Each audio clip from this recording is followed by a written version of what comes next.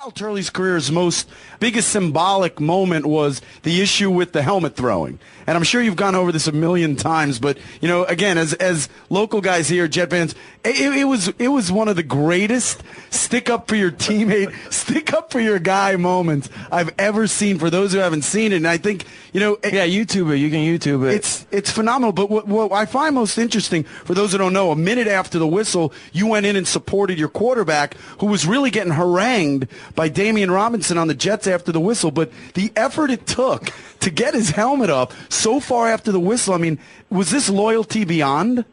Well, it was just, you know, I was just enraged and in that zone, man. You know, it was a fight or flight situation that came about during the football game where I had a teammate that was in trouble, man, and I went to help him, and then it just kind of evolved into what it was, and it crossed that line where I wasn't giving up, and there was no way I wasn't coming out of that pile without a souvenir. So, do you wish you got?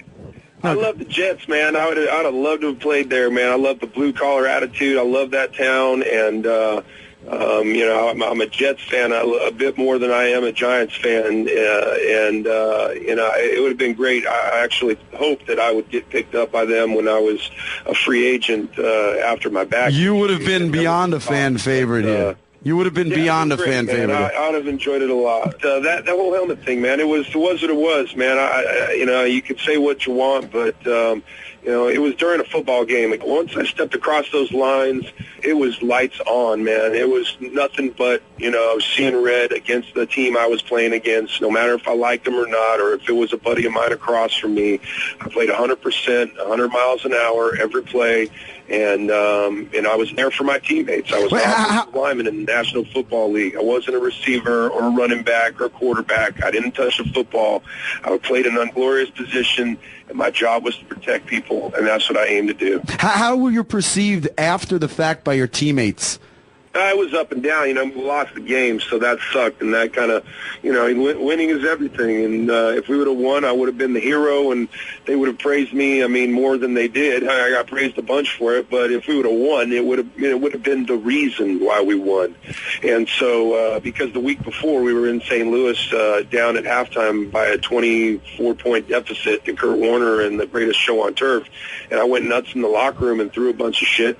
And we went out the second half, and we won the game. Wow! And kicked the crap out of the Rams, and went home with a big victory. And that was the reason why we won, because I fired the team up at halftime by going crazy, and then I just did it during TV time during the middle of a game, and on a scoring drive, put us back, and we didn't win the game. You know, I mean, you know, winning is everything. Do you wish you had gotten a little better throw in the helmet? Like, that's what I always thought. Yeah. Like, you looked like you were gonna throw the thing through the roof, like the old discus move, and it just kind of, you know, came.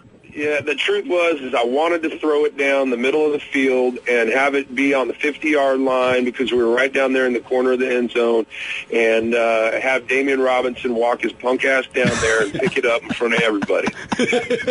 Kyle Turley, do you think they'll ever let you write the Monday Night Football song? I mean, you going for that? You can rewrite that thing now. You're a country singer. I got my own. It's called Flying Helmets. My record. Go and get it today on iTunes. Actually, you'll enjoy it. Actually, we're going to play that going out, and I wanted to get you out. Obviously, Gridiron Records is the record label. They can check you out online. I know you got MySpace and everything, but that's the track we're playing, and you actually talk about a lot of people from the NFL in that track. Yeah, well, you know, that's a song about my 10-year experience in the National Football League. So if you want to know what it was about, I mean, I put it into a brief 2.5, 3-minute song, and you can understand where I think I was coming from and what my career you know, was about, and how I felt about a lot of things. So, you know, from coaches to players, it kind of goes to owners. It goes through the whole thing, union and the NFL. I mean, all these things we've talked about today, they're all within that song, Flying Helmets, and I let them fly, and as they should be. You know, that's what I do. I don't sugarcoat anything, and I think that's what people appreciate about me, and I'll keep doing that for, you know, till the day I die. Is, you know, I'm never going to be you know, that guy that you know, is somebody who just bends over for it, man. I'm going to tell it like it is, and if you don't like it, then you must have something to hide.